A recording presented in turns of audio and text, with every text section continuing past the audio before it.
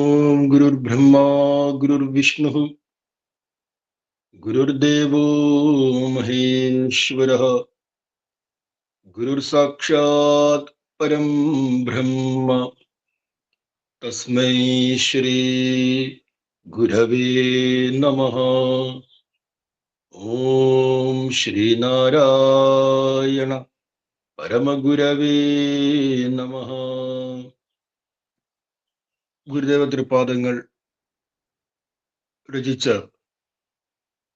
ദർശനമാലയിലെ അവസാനത്തെ അധ്യായമായ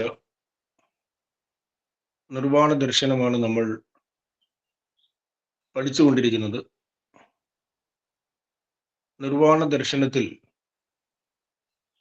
ജീവൻ മുക്ത പ്രകരണത്തിൽ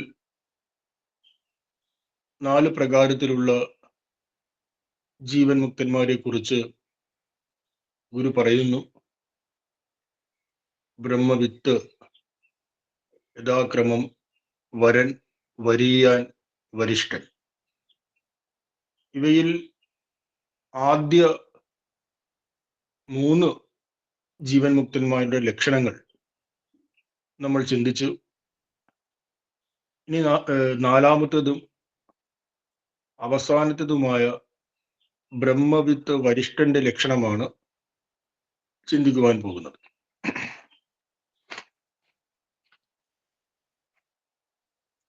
ശ്ലോകം 8 ബ്രഹ്മവിത്ത് വരിഷ്ഠന്റെ ലക്ഷണത്തെ കുറിച്ച് പറഞ്ഞിട്ടുള്ളത്. ശ്ലോകം 8.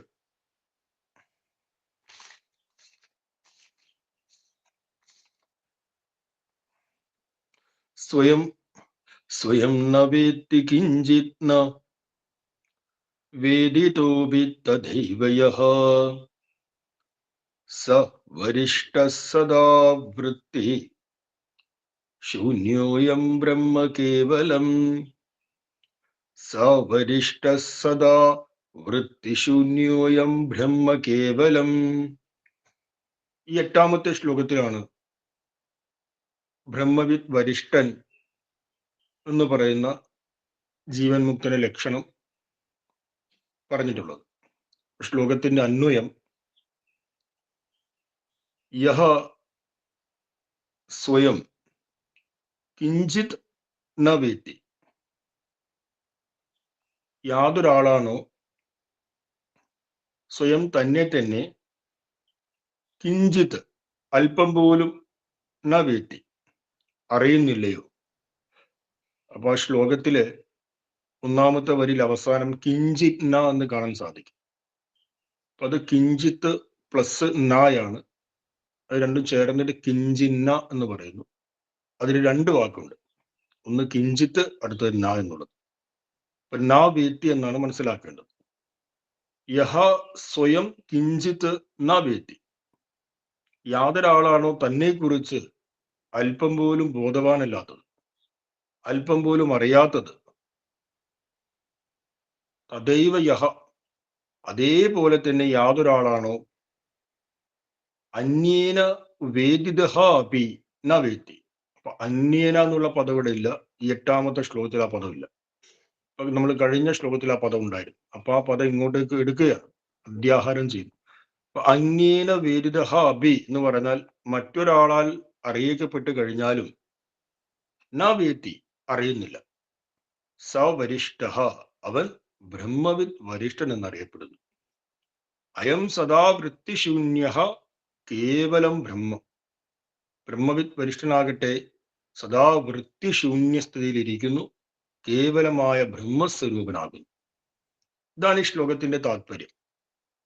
ഈ ശ്ലോകത്തിന്റെ അർത്ഥം, യാതൊരുത്തനാണോ സ്വയം തന്നെ അല്പം പോലും അറിയാത്തത്, ഇനി മറ്റൊരാൾ അറിയിക്കപ്പെടുവാൻ ശ്രമിച്ചാലും അയാൾ അറിയുന്നില്ല, അങ്ങനെയുള്ള ജീവൻ മുക്തൻ ബ്രഹ്മവിത്ത് വരിഷ്ഠനാകുന്നു.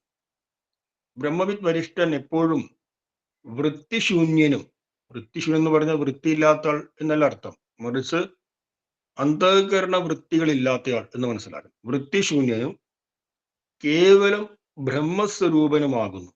ഇതാണ് ബ്രഹ്മവിത്ത് വരിഷ്ഠന്റെ ലക്ഷണം. അപ്പൊ ഈ ലക്ഷണത്തിൽ നമുക്ക് മുഖ്യമായിട്ടും 4 കാര്യങ്ങളെ കാണാൻ കഴിയും.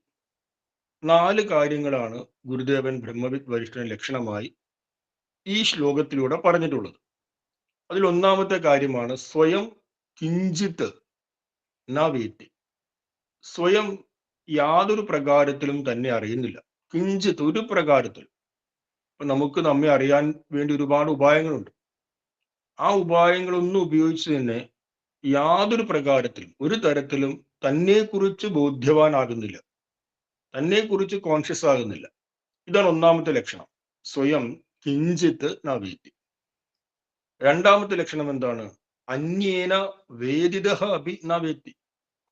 ഇനി മറ്റൊരാള് തട്ടി ഉണർത്താൻ ശ്രമിച്ചു കഴിഞ്ഞാലും സമാധി ഭാവത്തിലിരിക്കുന്ന ബ്രഹ്മവിദ് വരിഷ്ഠനെ മൂന്നാമതൊരാള് തട്ടി ഉണർത്താൻ ശ്രമിച്ചാലും എങ്ങനെ ശ്രമിച്ചാലും മൂന്നാമതൊരാളാലും അന്യനാലും ബ്രഹ്മവിദ് വരിഷ്ഠൻ പ്രജ്ഞയിലേക്ക് വരുന്നില്ല. ബാഹ്യമായിരിക്കുന്ന പ്രജ്ഞയിലേക്ക് വരുന്നില്ല. ബാഹ്യബോധത്തിലേക്ക് വരുന്നില്ല. ഇനി മൂന്നാമത്തെ ലക്ഷണം വൃത്തിശൂന്യനായിരിക്കും. വൃത്തിയില്ലാത്ത ആളായിരിക്കും ബ്രഹ്മവിദ് വരിഷ്ഠൻ എന്നാണോ അർത്ഥം? വൃത്തി എന്ന് പറഞ്ഞാൽ നമ്മൾ പഠിച്ചതാണ്. ആന്തരിക വൃത്തികൾ, മനോവൃത്തികൾ ബ്രഹ്മവിദ് വരിഷ്ഠനിൽ ബാധിക്കുന്നില്ല. നാലാമത്തെ ലക്ഷണം എന്താണ്? കേവലം ബ്രഹ്മസ്വരൂപത്തിൽ മാത്രം അമർന്നിരിക്കുന്നു. മറ്റൊന്നും തന്നെയില്ല. അപ്പൊ ഈ 4 ലക്ഷണങ്ങളാണ് ബ്രഹ്മവിദ് വരിഷ്ഠന്റെ ലക്ഷണമായിട്ട് നമ്മൾ മനസ്സിലാക്കേണ്ടത്. അപ്പൊ ഈ 4 ലക്ഷണങ്ങളിൽ ചില സ്ഥലങ്ങളിൽ വേത്തി എന്ന് പറയുന്ന ഒരു ക്രിയാപദം വരുന്നുണ്ട്. വേത്തി നമ്മൾ കഴിഞ്ഞ ശ്ലോകത്തിലും വന്നു വേത്തി എന്നുള്ളത്. സ്വയം ന വേത്തി, ഇവിടെയും വന്നു സ്വയം കിഞ്ചിത്ത് ന വേത്തി. വേത്തി എന്ന് പറഞ്ഞു കഴിഞ്ഞാൽ അറിയുക എന്നാണ് അർത്ഥം. അറിയുക. അപ്പൊ ഈ 4 ലക്ഷണങ്ങളെയും അതിനെ വിചാരം ചെയ്യുന്നതിന് മുമ്പ് നാം ഒരു വസ്തുവിനെ എങ്ങനെ അറിയുന്നു, നാം എങ്ങനെയാണ് ഒന്നിന്റെ അറിവിനെ സ്വീകരിക്കുന്നത്, അറിവ് എപ്രകാരം ഉണ്ടാകുന്നു എന്നതിനെ മനസ്സിലാക്കണം. അതിനെ മനസ്സിലാക്കിയാൽ നമുക്ക് നാ വേത്തി, അറിയുന്നില്ല എന്ന ആശയത്തെ സമന്വയിക്കാൻ സാധിക്കും. ഈ അറിവ് എങ്ങനെയാണ് നമുക്ക് ഉണ്ടാകുന്നത് എന്ന് നമ്മൾ മുമ്പ് പഠിച്ചിട്ടുണ്ട്. ഇതേ ഗ്രന്ഥത്തിൽ തന്നെ ജ്ഞാനദർശനം എന്ന് പറയുന്ന ഒരു അധ്യായം വരുന്നുണ്ട്. ആ ജ്ഞാനദർശനത്തിൽ അറിവിന്റെ വിവിധ പ്രകാരങ്ങളെ കുറിച്ച് വിസ്തരിച്ച് പഠിച്ചതാണ്. 97ാമത്തെ അധ്യായമാണെന്ന്. ജ്ഞാനദർശനം ഒന്നുകൂടെ നമ്മൾ വിചാരം ചെയ്തു കഴിഞ്ഞാൽ ഈ അറിവ് എങ്ങനെയാണ് നമുക്ക് ഉണ്ടാകുന്നത് എന്ന് മനസ്സിലാക്കാൻ കഴിയും. അപ്പൊ ജ്ഞാനദർശനത്തില് ഗുരുദേവൻ പറയുന്നു, അഹന്തയാ അന്തർബഹിരസ്തി യദേവം ഇദന്തയാ ഭാനവൃത്യ അന്വിതം യത്തു ജ്ഞാനം സോപാധികം മതം. ജ്ഞാനദർശനത്തിൽ ഒരു ശ്ലോകമാണ്. അവിടെ ജ്ഞാനത്തിന്റെ 2 വകഭേദങ്ങളെ കുറിച്ചാണ് പറയുന്നത്. ജ്ഞാനം നമ്മുടെ ഉള്ളിലും പ്രകാശിക്കുന്നുണ്ട്, ജ്ഞാനം വെളിയിലും പ്രകാശിക്കുന്നുണ്ട്. അപ്പൊ ജ്ഞാനം അഥവാ അറിവ് അഹന്ത എന്ന രൂപത്തിലാണ് ഉള്ളിൽ പ്രകാശിക്കുന്നത്. അഹന്ത എന്ന് പറഞ്ഞാൽ അതൊരു വൃത്തിയാണ്. അപ്പൊ അഹന്ത എന്ന ഭാവത്തിൽ ജ്ഞാനം ഉള്ളിൽ പ്രകാശിക്കുന്നു. നമ്മൾ അനുനിമിഷം നമ്മുടെ ഉള്ളിൽ ഞാൻ എന്ന ബോധം സ്ഫുരിക്കുന്നുണ്ട്. നമ്മൾ ഈ ലോകത്തെ മുഴുവനും തന്നെ അറിയുന്നു, എല്ലാറ്റിനെയും മനസ്സിലാക്കുന്നു. പക്ഷെ ഞാൻ മനസ്സിലാക്കുന്നു, ഞാൻ അറിയുന്നു, ഞാൻ കേൾക്കുന്നു. അങ്ങനെ നിരന്തരം ഇടതടവില്ലാതെ ഒരു ഞാൻ എന്നുള്ള ബോധമുള്ളിൽ സ്ഫുരിക്കുന്നുണ്ട്. ആ ഞാൻ എന്നുള്ള ബോധത്തെയാണ് അഹന്ത എന്ന് പറയുന്നത്. മലയാളത്തിൽ അഹന്തയല്ല. മലയാളത്തിൽ നമ്മൾ ഗ്രാമീണ ഭാഷയിൽ അഹന്ത എന്ന് പറഞ്ഞാൽ അഹങ്കാരം എന്നാണ് അർത്ഥം. പക്ഷെ ഇവിടെ അഹന്ത എന്ന് പറഞ്ഞാൽ ഞാൻ എന്ന ബോധം, നിരന്തരം സ്ഫുരിക്കുന്ന ആ ബോധം. ആ ബോധവും എങ്ങനെയാണ്? വൃത്തിസാപേക്ഷമാണ്. അപ്പൊ അങ്ങനെയുള്ള ആ ഞാൻ എന്ന ബോധത്തെ അഹന്ത എന്ന് പറയും. ഈ അഹന്ത രൂപത്തിലാണ് ജ്ഞാനം ഉള്ളിൽ പ്രകാശിക്കുന്നത്. ഇതെന്താ എന്ന് പറഞ്ഞു കഴിഞ്ഞാൽ എന്താണ്? ഇതെന്താന്ന് പറഞ്ഞു കഴിഞ്ഞാൽ നമ്മൾ ഇതം ഭാവത്തിലാണ് ഈ ലോകത്തെ മുഴുവൻ അറിയുന്നത്. ഇതം എന്ന് പറഞ്ഞാൽ ഇത് എന്നർത്ഥം. എൻ്റെ മനസ്സ് മുതൽ കാണപ്പെടുന്ന സമ്പൂർണ്ണ ബ്രഹ്മാണ്ടത്തെയും ഇത് എന്നാണ് അറിയുന്നത്. അപ്പൊ ഇതം ഭാവത്തിൽ പ്രകാശിക്കുന്ന സകല വൃത്തികളെയും ചേർത്ത് നമുക്ക് എന്ത് പറയാം? ഇതെന്താ എന്ന് പറയാം.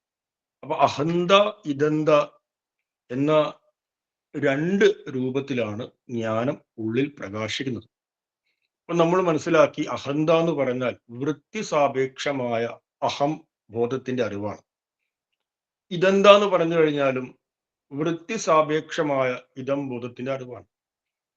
അപ്പൊ ഈ ഭാഷയൊക്കെ നമുക്ക് പരിചിതമായിട്ടുണ്ടാവും. നമ്മൾ കഴിഞ്ഞ 1.5 വർഷമായിട്ട് വൃത്തി വൃത്തി എന്നുള്ളത് ആവർത്തിച്ച് പറഞ്ഞിട്ടുണ്ട് പല സന്ദർഭങ്ങളിൽ. ഗുരുദേവൻ ഇതിനു മുമ്പ് തന്നെ ബാല ദർശനത്തിലും ജ്ഞാന ദർശനത്തിലും മറ്റും പല സന്ദർഭങ്ങളിലും വൃത്തികളെ കുറിച്ച് പറഞ്ഞിട്ടുണ്ട്. അതാത് സന്ദർഭങ്ങളിൽ നമ്മൾ വൃത്തികളെ കുറിച്ച് ചർച്ച ചെയ്തിട്ടുമുണ്ട്. എങ്കിലും വീണ്ടും വീണ്ടും മനനം ചെയ്യുന്നത് നമ്മുടെ ഉള്ളിൽ ആ അറിവ് ഉറയ്ക്കുമെന്നതിനാൽ ഇവിടെയും ഈ ശ്ലോകത്തിലും ഗുരുദേവൻ വൃത്തിയെ പരാമർശിച്ചിരിക്കുന്നു. വൃത്തി ശൂന്യ എന്ന വാക്കിലുണ്ട്. അപ്പൊ ഈ വൃത്തി സാപേക്ഷം എന്ന് പറയുമ്പോൾ എന്താണ് മനസ്സിലാക്കേണ്ടത് എന്നതിനെ കുറിച്ച് ഒന്നുകൂടെ ചിന്തിക്കുകയാണ്. നമ്മൾ ചിന്തിച്ച കാര്യങ്ങളാണ് എങ്കിലും ഒന്നുകൂടെ ചിന്തിക്കുകയാണ്. അപ്പൊ ഏതൊരറിവും നമുക്ക് ലഭിക്കുന്നത് വൃത്തി സാപേക്ഷമായിട്ടാണ് എന്ന് നമ്മൾ മനസ്സിലാക്കിയിട്ടുണ്ട്. അതായത് ഒന്നിനെ നമ്മൾ അറിയുന്നത് വാസ്തവത്തിൽ ആ വസ്തുവിനെ അല്ല അറിയുന്നത്. ആ വസ്തു നമ്മുടെ ഉള്ളിൽ ഉണ്ടാക്കിയ ഒരു വൃത്തി വിശേഷമുണ്ട്. ആ വൃത്തി വിശേഷത്തെയാണ് നമ്മൾ അറിയുന്നത്. നമ്മുടെ മുമ്പിൽ ഒരു മൺകുടമുണ്ട്. ആ മൺകുടത്തെ നമ്മൾ കണ്ണുകൊണ്ട് ഇങ്ങനെ കാണുന്നു. കണ്ണുകൊണ്ട് കാണുന്ന സമയത്ത് ആ മൺകുടത്തിന്റെ രൂപം, അതിന്റെ ഭാവം, നിറം ഇതെല്ലാം തന്നെ കണ്ണിലൂടെ നമ്മുടെ ഉള്ളിലേക്ക് കടന്നു വന്ന് നമ്മുടെ അന്തःകരണത്തിൽ പതിയുന്നു, മനസ്സിൽ പതിയുന്നു. ആ മനസ്സിൽ മൺകുടത്തിന്റെ അതേ രൂപം പതിയുന്നു. അതിനെന്ത് പറയുന്നു? തഥാകാര രൂപം എന്ന് പറയുന്നു. തഥാകാര വൃത്തി എന്ന് പറയാം. അപ്പോ കുറച്ചുകൂടി പരിഷ്കരിച്ച് ഒരു വേദാന്തിക് ടെർമിനോളജിയിൽ പറഞ്ഞു കഴിഞ്ഞാൽ ഘടാകാര വൃത്തി എന്ന് പറയാം. ഒരു മൺകുടത്തെ നമ്മൾ കണ്ടു. ആ മൺകുടത്തിന്റെ ആകാരം നമ്മുടെ മനസ്സിൽ പതിഞ്ഞു. ആ മനസ്സിൽ പതിഞ്ഞതിനെ ദ്രഷ്ടാവായ ഞാൻ നോക്കിക്കാണും. ദ്രഷ്ടാവായ ഞാൻ എന്തിനെയാണ് നോക്കിക്കാണുന്നത്? ആ ഘടാകാര വൃത്തിയാണ് അറിയുന്നത്. ഈ ഘടാകാര വൃത്തിയെ അറിയുമ്പോൾ എനിക്ക് ഘടജ്ഞാനം ഉണ്ടാകുന്നു, മൺകുടത്തിന്റെ അറിവുണ്ടാകും. പുറമേയുള്ള മൺകുടത്തെയാണ് നമ്മൾ കാണുന്നത്? അല്ല, മറിച്ച് ആ മൺകുടം നമ്മുടെ ഉള്ളിൽ ഉണ്ടാക്കിയ വൃത്തി വിശേഷത്തെയാണ് നമ്മൾ കാണുന്നത്. അതേപോലെ ശബ്ദം നമ്മൾ കേൾക്കുന്നു. ആ ശബ്ദം നമ്മുടെ ഉള്ളിൽ ഒരു വൃത്തിയെ ഉണ്ടാക്കുന്നുണ്ട്. കേവലം കാഴ്ചകൾ മാത്രമല്ല, കേൾവികളും നമ്മുടെ ഉള്ളിൽ വൃത്തികളെ ഉണ്ടാക്കുന്നുണ്ട്. ഒരു ഗന്ധം നമ്മൾ മണക്കുന്നു. ആ ഗന്ധവും നമ്മുടെ ഉള്ളിൽ ഒരു വൃത്തിയെ ഉണ്ടാക്കുന്നുണ്ട്. അങ്ങനെ നമ്മൾ ഈ ലോകത്തെ പഞ്ചേന്ദ്രിയങ്ങളിലൂടെ അറിയുന്നു. പഞ്ചേന്ദ്രിയങ്ങളിലൂടെ അറിയുമ്പോൾ ആ ഇന്ദ്രിയങ്ങളിലൂടെ അറിയുന്ന എല്ലാ അറിവും നമ്മുടെ അന്തःകരണത്തിൽ വൃത്തികളായിട്ട് ഇങ്ങനെ രേഖപ്പെടുത്തിക്കൊണ്ടേയിരിക്കുന്നു. ചിന്താ തരംഗങ്ങളായിട്ട്. ആ വൃത്തികളെയാണ് ദ്രഷ്ടാവായ നമ്മളിങ്ങനെ നോക്കിക്കാണുന്നത്. ദ്രഷ്ടാവായ ഞാൻ ആരെയാണ് അറിയുന്നത്? ബാഹ്യമായിരിക്കുന്ന വസ്തുക്കളെയാണോ? ബാഹ്യമായിരിക്കുന്ന വസ്തുക്കളെയല്ല ദ്രഷ്ടാവായ ഞാൻ അറിയുന്നത്. ദ്രഷ്ടാവായ ഞാൻ അറിയുന്നത് കേവലം വൃത്തികളെ മാത്രമാണ്. ഇത് എന്തൊരു അത്ഭുതകരമായ ജ്ഞാനമാണെന്ന് നോക്കൂ. നമ്മൾ കരുതുന്നു നമ്മൾ ബാഹ്യമായിരിക്കുന്നവയെ കാണുന്നു, കേൾക്കുന്നു, മണക്കുന്നു, രുചിക്കുന്നു, സ്പർശിക്കുന്നു. പക്ഷെ ബാഹ്യമായിരിക്കുന്നവയെ ഒന്നും നാം കാണുന്നില്ല, കേൾക്കുന്നില്ല, മണക്കുന്നില്ല, രുചിക്കുന്നില്ല. അവ നമ്മിൽ ഉണ്ടാക്കിയ വൃത്തികളെ മാത്രമാണ് നമ്മൾ അറിയുന്നത്. വിശ്വം ദർപ്പണ ദൃശ്യമാണ് നഗരി തുല്യം നിജാന്തർഗതം എന്ന് പറയുന്നു. ഈ ലോകത്തെ മുഴുവനും നമ്മൾ ഉള്ളിൽ കണ്ടുകൊണ്ടിരിക്കുന്നു, അനുഭവിക്കുന്നു. ഇനി നമ്മൾ ചിന്തിച്ചു നോക്കൂ, ആധുനിക മെഡിക്കൽ സയൻസിന്റെ ഒരു ദൃഷ്ടിയിൽ ഇത് രണ്ടും രണ്ട് വഴിയാണ്. ആത്മീയ ശാസ്ത്രവും ഭൗതിക ശാസ്ത്രത്തിന്റെ മെത്തഡോളജി രണ്ടും രണ്ടാണ്. പലപ്പോഴും ചില ആളുകൾ നമ്മുടെ ആത്മീയ ശാസ്ത്രത്തെ സമർത്ഥിക്കുവാൻ വേണ്ടിയിട്ട് ഭൗതികമായിരിക്കുന്ന ആധുനിക ശാസ്ത്രങ്ങളൊക്കെ കോട്ട് ചെയ്ത് പറയുന്നത് കാണാം. അത് ഉചിതമല്ല. കാരണം രണ്ടിന്റെയും മെത്തഡോളജി രണ്ടാണ്. എങ്കിൽ കൂടി നമുക്ക് ചിന്തിച്ചാൽ മനസ്സിലാക്കാൻ സാധിക്കും. മെഡിക്കൽ സയൻസ് പറയുന്നത് എന്താണ്? നമ്മുടെ റെറ്റിനയിലൂടെ നമുക്കൊരു വസ്തുവിന്റെ പ്രതിബിംബം നമ്മുടെ ഉള്ളിലേക്ക് വന്ന് നമ്മുടെ തലച്ചോറിനാണ് കാഴ്ച അനുഭവവേദ്യമാകുന്നത്. ഈ തലച്ചോറ് കാണുന്നത് പുറമെയുള്ള വസ്തുവിനെ അല്ല, മറിച്ച് സിഗ്നൽസിനെ മാത്രമാണ്. ആ സിഗ്നൽസിനെ മാത്രമേ തലച്ചോറ് തിരിച്ചറിയുന്നുള്ളൂ. അപ്പൊ കാഴ്ച അനുഭവവേദ്യമാകുന്നത് പുറത്തല്ല, നമ്മുടെ ഉള്ളിൽ തന്നെയാണ്. കാഴ്ചയും കേൾവിയും അതേപോലെ രുചിയും എല്ലാം നമ്മുടെ ആന്തരിക തലത്തിലാണ് അനുഭവവേദ്യമാകുന്നത്. ഒരു മൺകുടത്തെ, പുറമേയുള്ള ഒരു മൺകുടത്തെ തലച്ചോറിന് അറിയാൻ കഴിയില്ല. മറിച്ച് ആ മൺകുടം ഉണ്ടാക്കിയ സിഗ്നൽസിനെ തിരിച്ചറിഞ്ഞ് ഇത് മൺകുടമാണെന്നുള്ള കാഴ്ചയുടെ അനുഭവം നമ്മളിൽ ഉണ്ടാക്കുന്നു. അപ്പൊ അതിനൊരു വേദാന്തിക് ഭാഷയിൽ പറഞ്ഞാൽ അന്ധകരണ വൃത്തി, ബാഹ്യമായിരിക്കുന്ന വസ്തുക്കൾ നമ്മുടെ ഉള്ളിൽ ഉണ്ടാക്കിയ അന്ധകരണ വൃത്തി. ഈ അന്ധകരണ വൃത്തിയാണ് നമ്മൾ അറിയുന്നത്, അനുനിമിഷം അറിയുന്നത്. ഇപ്പൊ നിങ്ങൾ നമ്മുടെ ക്ലാസ് കേട്ടുകൊണ്ടിരിക്കുന്നു, ശബ്ദം കേൾക്കുന്നു, രൂപം കാണുന്നു. എവിടെ കാണുന്നു? ഫോണിലാണോ? നേരിട്ടാണോ? അല്ല, മറിച്ച് നമ്മുടെ മനസ്സിന്റെ ഉള്ളിൽ തന്നെയാണ് കാണുന്നത്. ഈ ശബ്ദവും രൂപവും മനസ്സിൽ വൃത്തികളായിട്ട് പതിയുന്നു. ആ വൃത്തികളെ നമ്മൾ തിരിച്ചറിയും. അപ്പോൾ നമുക്ക് എന്തുണ്ടാകുന്നു? അപ്പോൾ നമുക്ക് അറിവ് എന്ന് പറയുന്ന ഒരു ബോധമുണ്ടാകും, അറിവുണ്ടാകുന്നു, ജ്ഞാനമുണ്ടാകും. പിന്നെ മനസ്സിലാക്കേണ്ടത്, വീണ്ടും പറഞ്ഞ കാര്യമാണ്, ഓരോ വൃത്തിക്കും, നമ്മുടെ മനസ്സിൽ പതിയുന്ന ഏതൊരു വൃത്തിക്കും ഓരോ വിഷയമുണ്ട്. നിർവിഷയമായിട്ട് ഒരു വൃത്തിയും ഇല്ല. ഒരു വൃത്തി നമ്മുടെ മനസ്സിൽ പതിഞ്ഞു, ആ വൃത്തിയിൽ എന്തുണ്ട്? ഒരു വിഷയമുണ്ട്. വിഷയം എന്ന് പറഞ്ഞു കഴിഞ്ഞാൽ, ഇപ്പം മൺകുടം എന്ന് പറയുന്ന വൃത്തി നമ്മുടെ ഉള്ളിൽ ഉണ്ടായി, ഘടാകാര വൃത്തി ഉണ്ടായി. ഘടാകാര വൃത്തിയുടെ വിഷയം എന്താണ്? ഘടമാണ്. നമ്മളൊരു വസ്ത്രത്തെ കാണുന്നു, ആ വസ്ത്രം നമ്മുടെ ഉള്ളിൽ ഒരു വൃത്തിയെ ഉണ്ടാക്കി. വസ്ത്രത്തിന് സംസ്കൃതത്തിൽ പറയുന്ന പേര് പടം എന്നാണ്. പടാകാര വൃത്തി എന്ന് പറയാം. ആ പടാകാര വൃത്തിയുടെ വിഷയം എന്താണ്? പടം, വസ്ത്രമാണ്.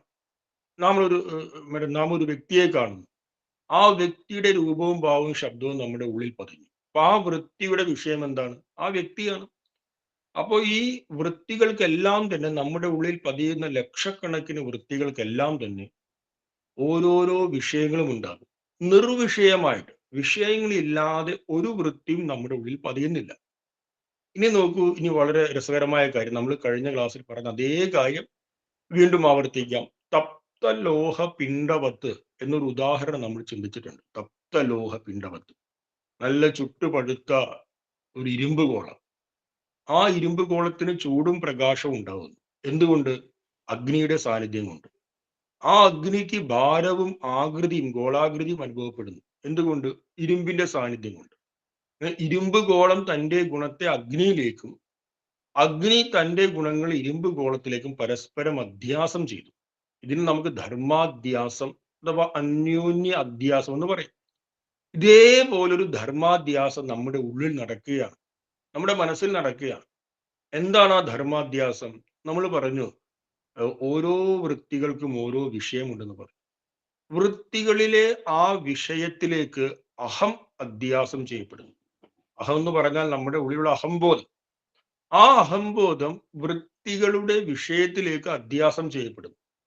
വൃത്തികളുടെ വിഷയങ്ങൾ അഹത്തിലേക്കും അധ്യാസം ചെയ്യപ്പെടുന്നു. പരസ്പര അധ്യാസം സംഭവിക്കുന്നു. പരസ്പര അധ്യാസം സംഭവിച്ചാൽ എന്താണ് സംഭവിക്കുന്നത്? നോക്കൂ, നമ്മുടെ ഉള്ളിൽ ഒരു വൃത്തി ഉണ്ടായെന്ന് കരുതുക. ആ വൃത്തിയുടെ വിഷയം എന്താണ്? സുഖമാണ്. സുഖാകാര വൃത്തി. ശ്രദ്ധിക്കണം, വൃത്തികൾ ഏത് തരത്തിലും ഉണ്ടാകാം.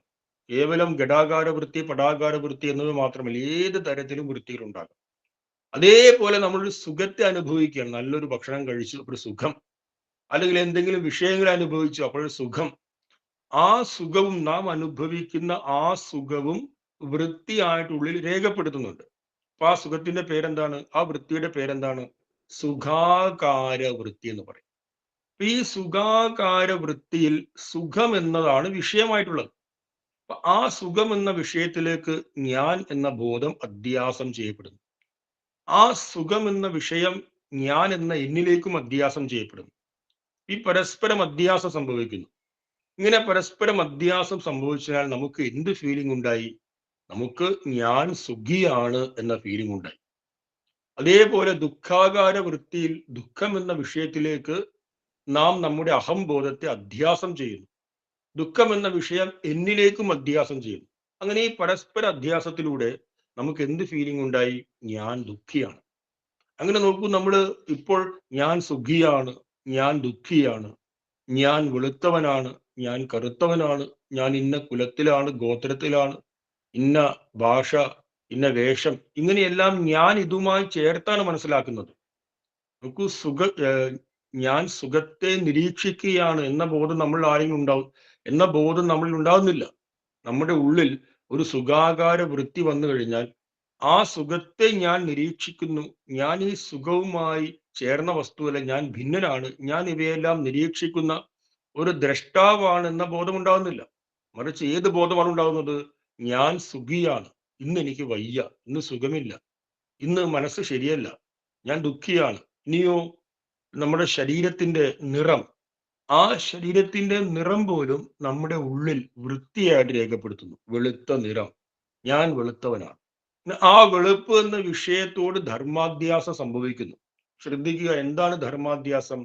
അഹം എന്ന ബോധം വൃത്തിയുടെ വിഷയങ്ങളിലേക്ക് അധ്യാസം ചെയ്യപ്പെടും. അപ്പൊ അഹം എന്ന ബോധം വൃത്തിയുടെ വിഷയങ്ങളിലേക്ക് അധ്യാസം ചെയ്യപ്പെട്ട് കഴിഞ്ഞാൽ ഞാൻ വെളുത്തവനാണ്, ഞാൻ കറുത്തവനാണ്, ഞാൻ ഉയരം കുറഞ്ഞവനാണ്, ഞാൻ ഉയരം കൂടിയവനാണ്. ഇങ്ങനെ ഞാൻ എന്നുള്ളത് ഈ വൃത്തിയുടെ വിഷയമായിട്ട് ചേർത്ത് നമ്മൾ മനസ്സിലാക്കും.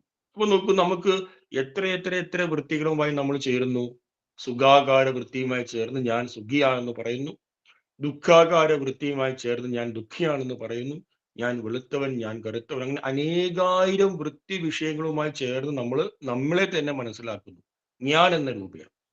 അങ്ങനെ ഇതിനെ മൊത്തത്തിൽ ടോട്ടലി നമ്മൾ ചേർത്ത് ഒരു വാക്ക് കൊടുക്കാം. ഇങ്ങനെ അനേകായിരം വൃത്തികളുമായി ചേർത്ത് ഞാൻ എന്നതിനെ മനസ്സിലാക്കുന്നു. ഇതിനെ ടോട്ടലി നമുക്ക് എന്ത് മനസ്സിലാക്കാം? അഹന്ത എന്ന് മനസ്സിലാക്കാം. അഹന്ത. അഹന്ത എന്ന് പറഞ്ഞാൽ എന്താണ്? ഞാൻ ഇപ്പോൾ എന്നെ മനസ്സിലാക്കുന്നത് ദുഃഖിയായിട്ടും സുഖിയായിട്ടും സന്തോഷവാനായിട്ടും, ജീവിതത്തിൽ ഇടക്കിടക്ക് സുഖം വരുന്നു, ഇടക്കിടക്ക് ദുഃഖം വരുന്നു. അങ്ങനെ ഒരുപാട് ഒരുപാട് ഒരുപാട് വൃത്തി വിഷയങ്ങളുമായി ചേർത്താണ് ഞാൻ എന്നെ മനസ്സിലാക്കുന്നത്. അപ്പൊ ഒരു ഞാൻ നമ്മുടെ ഉള്ളിൽ, എല്ലാവരുടെ ഉള്ളിൽ ഞാൻ എന്ന് പറയുന്ന ബോധം സ്ഫുരിക്കുന്നുണ്ട് എല്ലാവരുടെ ഉള്ളിൽ. ഈ ബോധം ഏത് പ്രകാരത്തിലാണ് സ്ഫുരിക്കുന്നത്? ഞാൻ ദുഃഖിയാണ്, സുഖിയാണ്, ഞാൻ സന്തോഷവാനാണ്, ഞാൻ ബാധ്യസ്ഥനാണ്, എനിക്ക് ഉത്തരവാദിത്തങ്ങളുണ്ട്, കടമകളുണ്ട്, കർത്തവ്യങ്ങളുണ്ട്, ഞാൻ സന്യാസിയാണ്, ഗൃഹസ്ഥനാണ്. ഇങ്ങനെ അനേകായിരം ധർമ്മങ്ങളുമായി ചേർത്തുള്ള ഒരു ഞാനിനെയാണ് ഇപ്പോൾ നമുക്ക് എല്ലാവർക്കും അനുഭവമുള്ളത്.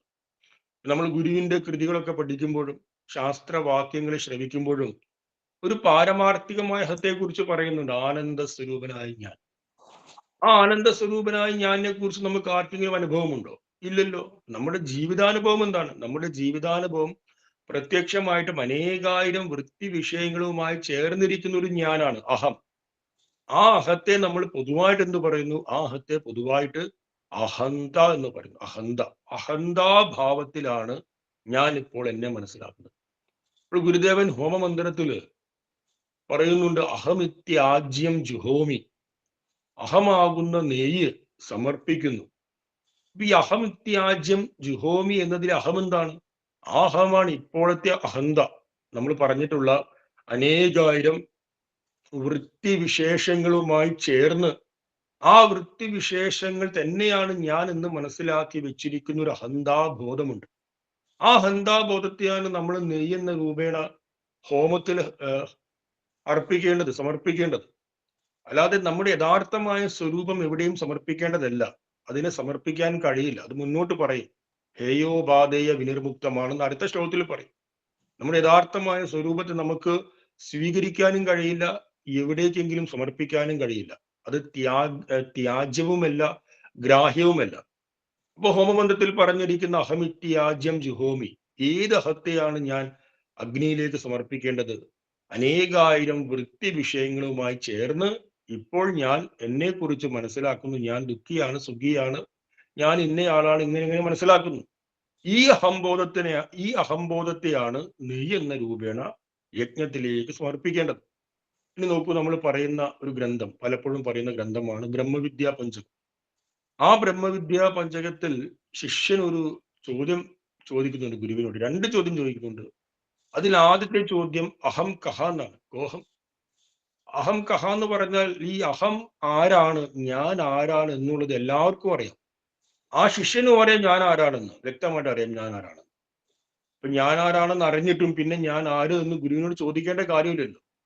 അപ്പൊ ആ ശിഷ്യൻ മനസ്സിലാക്കാൻ ആഗ്രഹിക്കുന്നത് ഈ വൃത്തികളുമായിട്ടൊന്നും ബന്ധമില്ലാത്ത യഥാർത്ഥ സ്വരൂപമായ ആ ഹത്തെയാണ് മനസ്സിലാക്കാൻ സാധിക്കുന്നത്.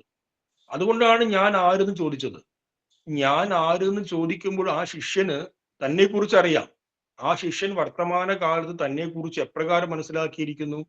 ഇതേപോലെ അഹന്താഭാവത്തിൽ വൃത്തികളുമായി താതാത്മ്യപ്പെട്ട് ആ വൃത്തികളിലെ വിഷയങ്ങൾ തന്നെയാണ് ഞാൻ എന്നൊരു ഉറച്ച ബോധ്യത്തോടു കൂടി നമ്മളെല്ലാവരും ജീവിക്കുന്നു. അതിനെയാണ് അഹന്ത എന്ന് പറയുന്നത്. ആ അഹന്താബോധത്തെയാണ് അഹമായിട്ട് ശിഷ്യൻ മനസ്സിലാക്കിയിട്ടുള്ളത്. അപ്പൊ ആ അഹന്താബോധത്തെ കുറിച്ചല്ല ചോദിച്ചത്, ആ അഹം ആരാണ് എന്നതല്ല ചോദിച്ചത്. ആ അഹത്തെ കുറിച്ച് ശിഷ്യൻ അറിയാം. അത് ചോദിക്കാൻ വേണ്ടി ഗുരുവിന്റെ അടുത്തേക്ക് കഷ്ടപ്പെട്ട് വരേണ്ട കാര്യമില്ല. ഇപ്പൊ നമ്മൾ ജീവിതത്തിൽ എല്ലാം ഉപേക്ഷിച്ച് ഒരു ഗുരുനാഥനെ ശരണം പ്രാപിച്ച് ഗുരുവിനോട് ചോദിക്കേണ്ട കാര്യമുണ്ടോ ഞാൻ ആരാണെന്നുള്ളത്? അത് നമുക്ക് നേരത്തെ അറിയുന്ന കാര്യമല്ല ഞാൻ ആരാണ് എന്നുള്ളത്. പക്ഷെ നേരത്തെ അറിയുന്ന ഞാൻ ആരായിരുന്നു? വൃത്തിസാപേക്ഷമായ അഹന്താബോധത്തോടു കൂടി അഹമായിരുന്നു. അപ്പൊ ആ അഹത്തെയാണ് അഗ്നികുണ്ഡത്തിൽ ഹവിസായിട്ട് നമ്മൾ സമർപ്പിക്കേണ്ടത്. ആ അഹത്തെ കുറിച്ചാണ് ബ്രഹ്മവിദ്യാ പഞ്ചയത്തിന് ശിഷ്യന് നേരത്തെ അറിയാമായിരുന്നത്. പക്ഷെ ആ ശിഷ്യൻ ചോദിച്ചത് പാരമാർത്ഥികമായ അഹത്തെ കുറിച്ചാണ്. വൃത്തികളുമായി സാപേക്ഷപ്പെടാത്ത തന്റെ യഥാർത്ഥ സ്വരൂപത്തെ കുറിച്ചാണ് ബ്രഹ്മവിദ്യാ പഞ്ചയത്തിലെ ശിഷ്യൻ ഉന്നയിച്ചത്. ഈ അഹം എന്ന് പറയുന്നത് ആവർത്തിക്കാം അഹന്ത. വൃത്തികളുമായി താതാത്മ്യപ്പെട്ട് വൃത്തി സാപേക്ഷമായിരിക്കുന്ന ഒരു ബോധം അഹന്ത. അപ്പോൾ നോക്കൂ, ഇപ്പൊ നിലവിൽ എനിക്ക് ഞാൻ എന്ന ബോധം അനുഭവപ്പെടുന്നത് വൃത്തി താതാത്മ്യത്താൽ ഉണ്ടായ അഹന്താഭാവത്തിലാണ്. ഈ അഹന്താഭാവത്തിലുള്ള ഞാൻ എന്തു ചെയ്യുന്നു? വൃത്തികളിലെ വിഷയങ്ങളെ നിരീക്ഷിക്കുകയും ചെയ്യുന്നുണ്ട്. വൃത്തികളിൽ വന്ന് പോയിക്കൊണ്ടിരിക്കുന്ന വിഷയങ്ങളെ നമ്മൾ നിരീക്ഷിക്കുകയും ചെയ്യുന്നുണ്ട്. അപ്പൊ ഞാൻ സുഖിയാണ് എന്ന് നമ്മൾ കരുതുന്ന അതേ നിമിഷം തന്നെ ദ്രഷ്ടാവായ ഞാൻ ആ സുഖത്തെയും നിരീക്ഷിക്കുന്നുണ്ട്. എന്റെ ഉള്ളിൽ ഇങ്ങനെ കടന്നു പോയിക്കൊണ്ടിരിക്കുന്ന സുഖം, ദുഃഖം തുടങ്ങിയ അനവധി വികാര വിചാരങ്ങൾ, ഈ വികാര വിചാരങ്ങളാണ് ഞാൻ എന്ന് കരുതുന്ന നിമിഷം തന്നെ ആ വികാര വിചാരങ്ങളെ നമ്മൾ നിരീക്ഷിക്കുന്നുണ്ട്. അതുകൊണ്ടല്ലേ നമ്മൾ പറയുന്നത് എൻ്റെ കാലിന് വയ്യ, എൻ്റെ എന്താ പറയുക, എൻ്റെ കൈക്ക് വയ്യ, എനിക്കിന്ന് മനസ്സിന് സുഖമില്ല. മനസ്സിന് സുഖമില്ല എന്ന് പറയുമ്പോൾ മനസ്സിന്റെ ആ അസുഖത്തെ നമ്മൾ നിരീക്ഷിക്കുന്നുണ്ട്.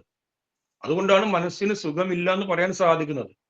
അതേസമയം ആ മനസ്സിന്റെ അസുഖത്തോട് താതാത്മ്യപ്പെട്ട് ആ അസുഖം എനിക്ക് തന്നെയാണെന്നും ബോധ്യപ്പെടുന്നുണ്ട്. അപ്പൊ മനസ്സിന്റെ അസുഖം എനിക്ക് തന്നെയാണെന്നുള്ള ബോധ്യത്തെ നമുക്ക് അഹന്ത എന്ന് പറയാം.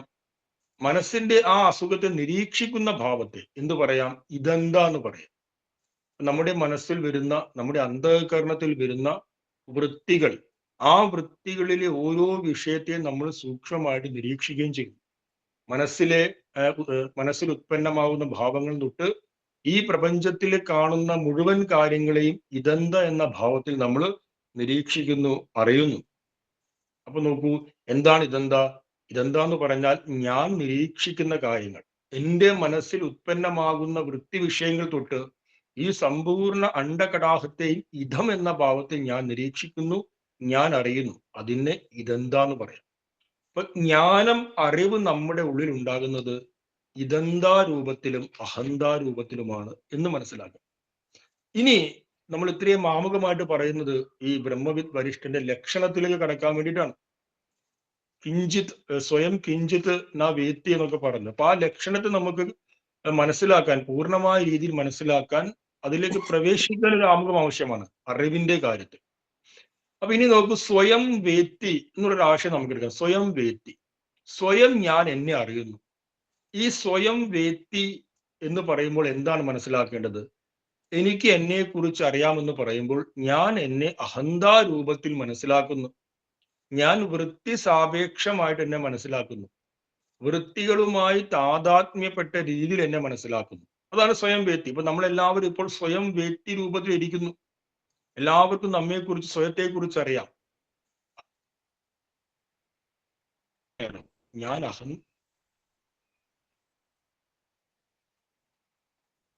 കേൾക്കാമോ?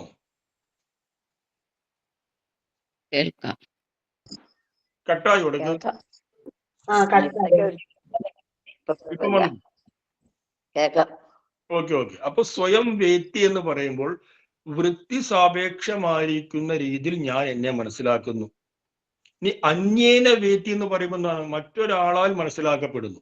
മറ്റൊരാൾ എന്നെ ഇങ്ങനെ തട്ടി ഉണർത്തുന്നു, ഞാൻ കണ്ണു തുറക്കുന്നു, ഞാൻ ഈ ലോകത്തെ മനസ്സിലാക്കുന്നു. ഈ മറ്റൊരാൾ എന്ന പ്രയോഗത്തിലൂടെ ഇതെന്തേ ഞാൻ അറിയുന്നു. സ്വയം വേത്തി എന്ന് പറഞ്ഞാൽ അഹന്താ രൂപത്തിലുള്ള എന്നെ ഞാൻ അറിയുന്നു. അതേപോലെ തന്നെ ബാഹ്യമായ പ്രപഞ്ചത്തെ അറിയുന്നത് ഇതെന്താ രൂപത്തിലാണ്. ഇങ്ങനെയാണ് നമ്മുടെ ഉള്ളിൽ അറിവുണ്ടാകുന്നത്. അപ്പൊ ഇവിടെ ബ്രഹ്മവിത്ത് വരിഷ്ഠന്റെ ലക്ഷണത്തിൽ ഗുരുദേവൻ വൃത്തിശൂന്യം എന്നുള്ളൊരു വാക്ക് പ്രയോഗിച്ചിട്ടുണ്ട്. വൃത്തിശൂന്യം, അത് കാണാൻ സാധിക്കും. അപ്പൊ വൃത്തിശൂന്യം എന്ന് പറഞ്ഞു കഴിഞ്ഞാൽ വൃത്തികൾ ഇല്ലാതായി എന്നതല്ല അർത്ഥം.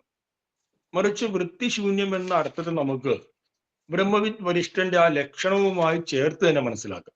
എന്താണ് ലക്ഷണം? ഒന്നാമത്തെ ലക്ഷണം സ്വയം കിഞ്ചിത് ന വീഴ്ത്തി. ബ്രഹ്മവിത്ത് വരിഷ്ഠൻ സ്വയം അല്പം പോലും അറിയുന്നില്ല. നമ്മൾ കഴിഞ്ഞ ക്ലാസ്സിൽ സൂചിപ്പിച്ചു, സ്വയത്തെ അറിയാത്ത ഒരാൾ എങ്ങനെ ജീവൻ മുക്തനാകും?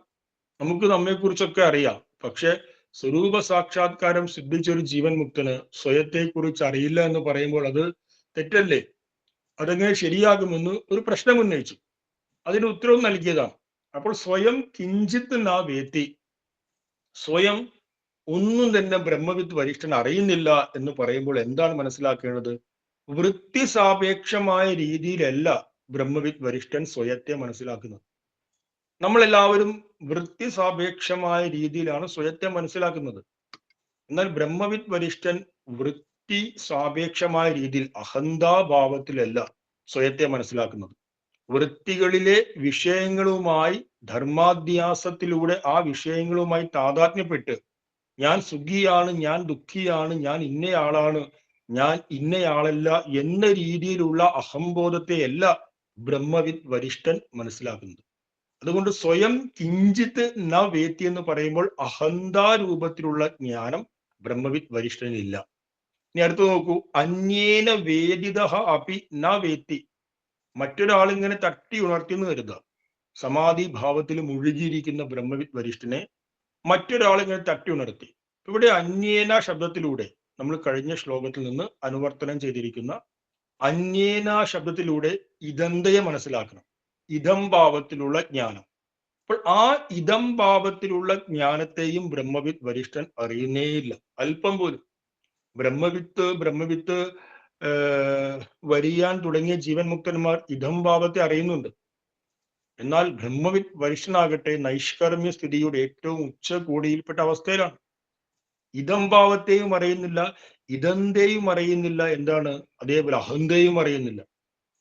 ബ്രഹ്മവിത്ത് വരിയാൻ സ്വയം, അതായത് കഴിഞ്ഞ ജീവൻ മുക്തന്റെ ലക്ഷണങ്ങളിൽ അദ്ദേഹം സ്വയം അറിയുന്നില്ല, പക്ഷെ മറ്റൊരാളാൽ അറിയിക്കപ്പെട്ട് കഴിഞ്ഞാൽ ഒരു ബോധത്തിലേക്ക് വരും. എന്നാൽ ബ്രഹ്മവിത്ത് വരിഷ്ഠനാകട്ടെ സ്വയം അല്പം പോലും അറിയുന്നില്ല, പക്ഷെ മറ്റൊരാളാൽ അറിയിക്കപ്പെട്ട് കഴിഞ്ഞാലും അറിയുന്നില്ല. കാരണം ഇദന്തയും പൂർണ്ണമായിട്ടും അറിയുന്നില്ല. അഹന്തയെയും ബാധിതമാക്കി ഇദന്തയും ബാധിതമാക്കി. ഇപ്പൊ നമ്മൾ ലക്ഷണം പഠിച്ചു, പശ്യന്നഭി ബാധിതത്വാത് ന പശ്യതി എന്ന് പഠിച്ചു. കാണുന്നുണ്ടെങ്കിൽ കൂടിയും ആ കാഴ്ചയെ ബാധിതമാക്കിയതിനാൽ കാണുന്നില്ല. നേരത്തെയുള്ള ജീവൻ മുക്തന്മാർ ഈ ലോകത്തെ അറിയുന്നു, കാണുന്നുണ്ടെങ്കിൽ കൂടിയും അവര് അതിനെ ബാധിതമാക്കിയതിനാൽ കാണുന്നില്ല, അറിയുന്നില്ല. പക്ഷെ ബ്രഹ്മവിത്ത് വരിഷ്ഠനാകട്ടെ ഈ ലോകത്തെ പോലും കാണുന്നില്ല. പശ്യൻ നബി എന്ന് പറയാൻ സാധിക്കില്ല. കാണുന്നുണ്ടെങ്കിൽ കൂടിയും കാണുന്നില്ല എന്ന ലക്ഷണം ബ്രഹ്മവിത്ത് വരിഷ്ഠനിൽ ചേരുന്നില്ല. എന്തുകൊണ്ട്? ബ്രഹ്മവിത്ത് വരിഷ്ഠൻ ഈ ലോകത്തെ അല്പം പോലും അറിയുന്നില്ല, ഒരു തരത്തിലും അറിയുന്നില്ല. വൃത്തികൾ പൂർണ്ണമായിട്ടും ശൂന്യമായിരിക്കുന്നു.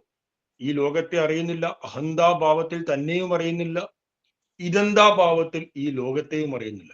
എന്തുകൊണ്ടാണ് ബ്രഹ്മവിത്ത് വരിഷ്ഠൻ അഹന്താഭാവത്തിൽ തന്നെ അറിയുന്നില്ല, അതേപോലെ ഇദന്താഭാവത്തിൽ ഈ ലോകത്തെയും അറിയുന്നില്ല എന്ന് പറയാൻ കാരണം? കാരണം ഗുരു തന്നെ പറഞ്ഞു, ഈ ലക്ഷണങ്ങളിൽ അവസാനത്തെ ലക്ഷണം കേവലം ബ്രഹ്മ. നമുക്ക് ലാസ്റ്റ് നോക്കൂ, കേവലം ബ്രഹ്മ. കേവലം ബ്രഹ്മം മാത്രമായിരിക്കുന്നു, കേവലം ആനന്ദ സ്വരൂപം മാത്രമായിരിക്കുന്നു. മറ്റ് ജീവൻ മുക്തന്മാരുടെ ലക്ഷണങ്ങൾ നോക്കൂ. ഇപ്പൊ ബ്രഹ്മവിത്തിന്റെ ലക്ഷണത്തിൽ എന്താണ് പറഞ്ഞിരിക്കുന്നത്? ബ്രഹ്മണി സ്ഥിത എന്നാണ് പറഞ്ഞിരിക്കുന്നത്. ബ്രഹ്മത്തിൽ ഇരിക്കുന്നു. അപ്പോൾ ബ്രഹ്മണി സ്ഥിത എന്ന് പറഞ്ഞാൽ ഇരിക്കാൻ ഒരു ബ്രഹ്മം എനിക്ക് ആവശ്യമുണ്ട്, ഞാൻ ബ്രഹ്മത്തിൽ അമർന്നിരിക്കുന്നു എന്നാണ് പറഞ്ഞത്. ഇനി ബ്രഹ്മവിത്ത് വരന്റെ ലക്ഷണത്തിൽ പറഞ്ഞിരിക്കുന്നു ബ്രഹ്മനിഷ്ഠയ, ബ്രഹ്മത്തിൽ നിഷ്ഠയോട് കൂടിയിരിക്കുന്നു എന്ന് പറയുന്നു. ബ്രഹ്മവിത്ത് വരിയാന്റെ ലക്ഷണത്തിൽ പറയുന്നു ബ്രഹ്മനിർവാണമശ്നുതേ, ബ്രഹ്മനിർവാണത്തെ പ്രാപിക്കുന്നു എന്ന് പറയുന്നു. എന്നാൽ ബ്രഹ്മവിത്ത് വരിഷ്ഠനാകട്ടെ അതിൽ എന്തു പറയുന്നു? കേവലം ബ്രഹ്മ.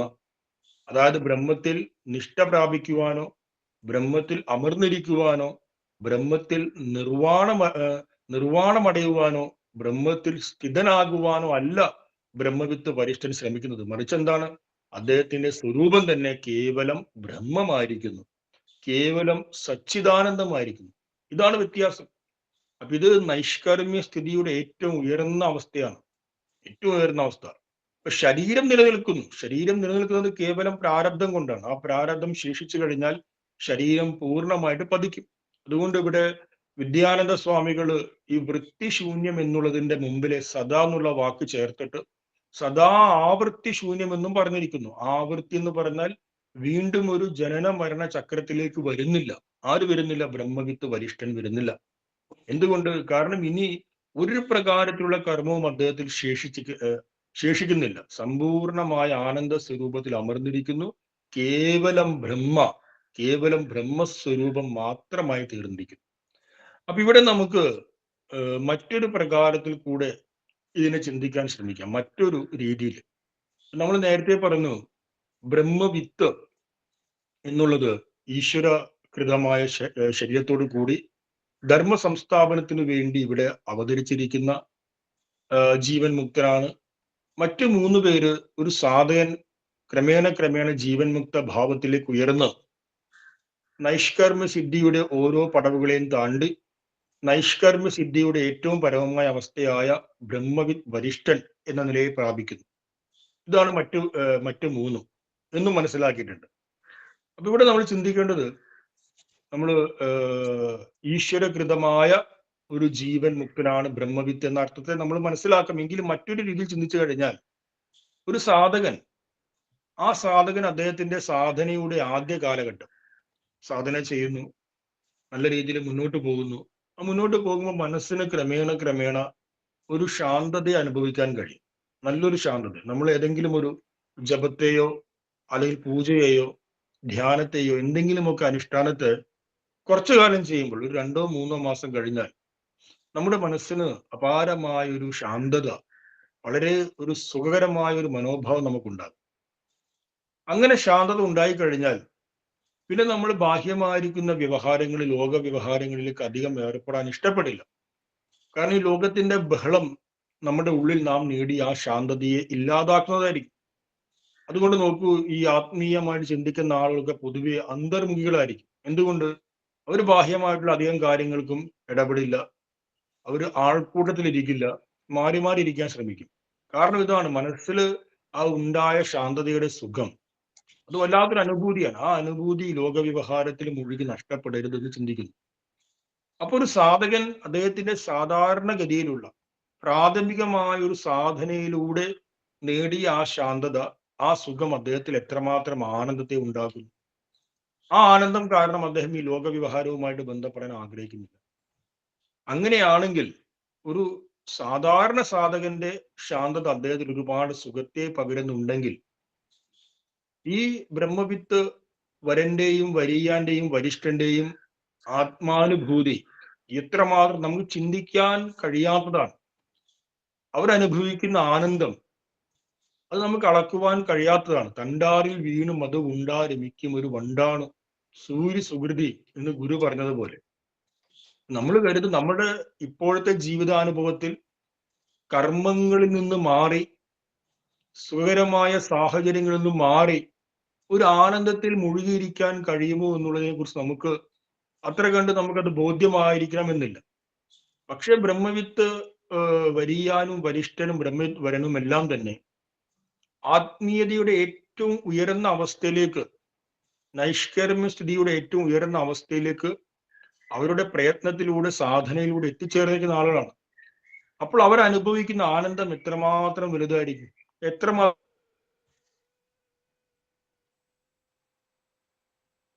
മാത്രമായിരിക്കും.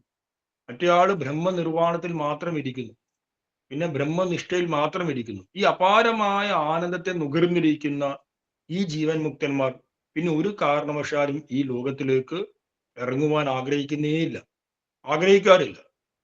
അങ്ങനെയുള്ള നൈഷ്കർമ്മ സിദ്ധിയെ സാക്ഷാത്കരിച്ച ജീവൻ മുക്തന്മാർ അവർ പരിപൂർണമായിട്ടും ഈ ശരീരം പതിക്കുന്നത് വരെ ഹിമാലയ ഗുഹകളിലോ അല്ലെങ്കിൽ ഏതെങ്കിലും ഒരു ഗുഹകളിലോ പോയി ജീവിതകാലം മുഴുവൻ ആ ശരീരം പതിക്കുന്നത് വരെ അവിടെ കഴിയും, ആ ആനന്ദത്തിൽ മാത്രം മുഴുകിക്കൊണ്ട്. ഇവിടെ മനസ്സിലാക്കേണ്ടത്, ഗുരുദേവ തൃപ്പാദങ്ങൾക്ക് വേണമെങ്കിൽ അപാരമായ ഈ ആനന്ദത്തെ പ്രദാനം ചെയ്യുന്ന നൈഷ്കർമ്മ്യ സിദ്ധിയിലേക്ക് ബ്രഹ്മവിത്ത് വരനായോ ബ്രഹ്മവിത്ത് വരിയാനായോ ബ്രഹ്മവിത്ത് വരിഷ്ഠനായോ ഉയരാമായിരുന്നു വേണമെങ്കിൽ. അത്രയും വലിയ ആനന്ദത്തെ അനുഭവിക്കുന്ന ആ ഏറ്റവും ഉയർന്ന അവസ്ഥയിലേക്ക് ഉയരാമായിരുന്നിട്ടും ആ 3 സ്ഥിതികളെയും ബ്രഹ്മവിത്ത്, വരിയാൻ, വരിഷ്ഠൻ, വരൻ എന്നീ 3 സ്ഥിതികളെയും ഗുരുദേവൻ ത്യാഗം ചെയ്യുക. ഈ ലോകത്തിന്റെ കഷ്ടപ്പാടും ബുദ്ധിമുട്ടും കണ്ട് ആ ലോകത്തിന്റെ കഷ്ടപ്പാടിനെയും ബുദ്ധിമുട്ടിനെയും ഇല്ലാതാക്കാൻ വേണ്ടി ഗുരുദേവൻ തനിക്ക് വേണമെങ്കിൽ മുന്നോട്ട് പോകാമായിരുന്ന വരൻ, വരിയാൻ, വരിഷ്ഠൻ എന്ന ഉച്ചകോടിയിലുള്ള ആത്മീയ അനുഭവത്തെ ത്യാഗം ചെയ്തു. അപ്പൊ ഈ ത്യാഗത്തെ കുറിക്കുവാൻ വേണ്ടിയിട്ടാണ് ആത്മതപസ്സിനെ പോലും ബലി ചെയ്തു എന്ന് കുമാരനാശൻ പറഞ്ഞിരിക്കുന്നത്. ആത്മതപസ്സിനെ പോലും ബലി ചെയ്തു എന്ന് പറഞ്ഞാൽ ഗുരുദേവന്റെ തപസ്സിൽ നിന്ന് ഗുരുദേവൻ തപസ്സിനെ ഒഴിവാക്കി സാധാരണ ഒരു സാമൂഹ്യ പരിഷ്കർത്താവായിട്ട് ഇറങ്ങി എന്നല്ല അർത്ഥം മനസ്സിലാക്കേണ്ടത്. മറിച്ച് എന്താണ്, വേണമെങ്കിൽ നൈഷ്കർമ്മ്യ സ്ഥിതിയുടെ ആനന്ദത്തിന്റെ ഏറ്റവും ഉച്ചതമമായ അവസ്ഥ അനുഭവിക്കാവുന്ന ജീവൻ മുക്ത സ്ഥിതിയിലേക്ക്, വരിഷ്ഠൻ എന്നുവരെയുള്ള സ്ഥിതിയിലേക്ക് ഉയരാമായിരുന്നിട്ടും ആ സ്ഥിതികളെല്ലാം ഗുരു ത്യാഗം ചെയ്തിരിക്കുകയാണ്. എന്തുകൊണ്ട്? ഗുരുവിന്റെ ഉള്ളിലുള്ള അപാരമായ അനുകമ്പ, ഈ ലോകത്തോടുള്ള അനുകമ്പ, കഷ്ടം ദീനം പിടിച്ചോ മതിരേത് കുടിച്ചോ കിടക്കുന്ന ലോകരോടുള്ള അപാരമായ അനുകമ്പ കാരണം വേണമെങ്കിൽ ഉയർന്ന ആത്മീയ അനുഭവത്തിൽ അമർന്നിരിക്കാമായിരുന്ന ആ ആത്മതപസ്സിനെ പോലും മാറ്റിവെച്ച് ഇറങ്ങിയിരിക്കും. അപ്പൊ ഈ ആത്മതപസ്സിനെ ബലി ചെയ്തു എന്ന് പറയുമ്പോൾ ഈ 3 സ്ഥിതിയിലേക്ക് കടക്കാതെ ജഗതാമുദ്ദിശ്യ ഹിത, ഈ ലോകത്തിന്റെ ഹിതത്തിനു വേണ്ടി കർമ്മം ചെയ്യുന്ന സ്ഥിതിയിൽ തന്നെ ഗുരുദേവൻ ഉറച്ചു നിന്നു. ഇപ്രകാരവും നമുക്ക് ഈ ശ്ലോകത്തെ ഈ രീതിയിൽ മനസ്സിലാക്കാൻ ശ്രമിക്കാവുന്നതാണ്. അപ്പൊ ഇത്രയും പറഞ്ഞുകൊണ്ട് നമ്മൾ ജീവൻ മുക്തന്മാരുടെ പ്രകരണം ഇവിടെ സമാപ്തമാക്കുകയാണ്. ബ്രഹ്മവിത്ത് തൊട്ട് ബ്രഹ്മവിത്ത് വരിഷ്ഠൻ വരെയുള്ള 4 ജീവൻ മുക്തന്മാരെ ക്രമമായിട്ട് വിചാരം ചെയ്തു. അതിൽ ഇന്നത്തെ ക്ലാസ്സിൽ ചില ഭാഗങ്ങൾ അല്പം കട്ടിയാണെന്നറിയാം. എങ്കിൽ കൂടി നമ്മൾ നിരന്തരം ഒരേ ഭാഷയിൽ പറയുന്നത് കാരണം അത് മനസ്സിലാക്കാൻ വലിയ പ്രയാസമില്ല എന്നും കരുതുന്നു. അപ്പൊ നമുക്ക് അടുത്ത ക്ലാസ്സിൽ ഇതിന്റെ അടുത്ത ശ്ലോകത്തെ കുറിച്ച് സംസാരിക്കാം. തൽക്കാലം ഇത്രയും നിർത്തുന്നു. ഓം തത്സത്. ശ്രീനാരായണ ഗുരുവർപ്പണമസ്തു.